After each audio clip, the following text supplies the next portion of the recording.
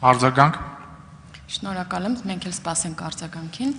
Պարոն Միրզոյան, նաև առաջարկում եմ առիթը օգտագործել եւ խոսել մեր հարևան Իրանի Իսլամական Հանրապետությունում գտնվող մեր հայրենակիցների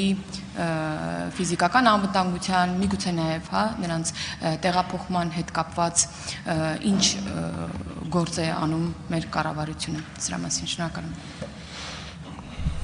Գիտեք, ցավալիորեն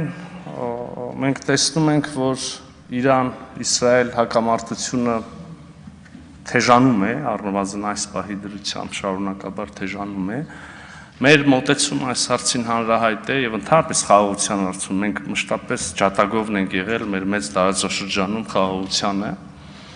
բայց տեսնում ենք, որ ոչ բոլոր դեպքերում են դա հաջողվում։ Այս պայմաններում մենք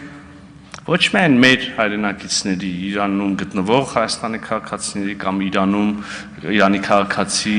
հայկական ծագմամբ քաղաքացիների մասին խոսք առհասարակ տարբեր երկրների տարբեր քաղաքացիների, քանի որ հումանիտար հարցի մասին ենք խոսում, մենք փորձում ենք մեր նպաստը բերել տարբեր երկրների տարբեր քաղաքացիների տարհանման կամ, չգիտեմ,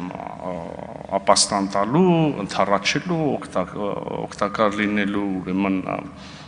process-ի մեջ ենք, այսպես ձևակերպեմ։ Եթե չեմ սխալվում, 3 թե նախորդ օրը նույնիսկ հրապարակային անդրադարձ եղավ նրան, որ օրինակ Հնդկաստանի քաղաքացիների ուսանողների խմբի ենք օգնել Հայաստանի ուրեմն սահմանը հատելով տարհանվել, վերադառնալ հայրենիք, նաև կարող եմ ասել աֆրիկյան մի քանի պետություններ, Զիմբաբվեն, օրինակ Չինաստանի քաղաքացիներ, Ֆրանսիայի քաղաքացիներ, Միացյալ Նահանգների քաղաքացիներ,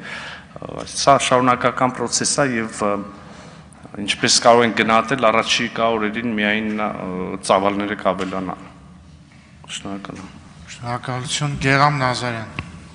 Միջ հարցը տալը ես այսօր համացանցում Facebook-ում մի տեղեկություն տեսա, որ Իրանից եկող քաղաքացիներին, այդ թվում մեր հայրենակիցներին, ոմանք դիմավորում են մեծ խանդավառությամբ եւ մեղրի Երևան տեղափոխման համար պահանջում են $300 գումար։ Ես ուղղակի խնդրում եմ, եթե ինչ-որ կերպ հնարավոր այդ ամոթալի process-ը կանխել, ինչ-որ ձևերով կանխել, իսկ հարցս վերաբերում է կրթությանը։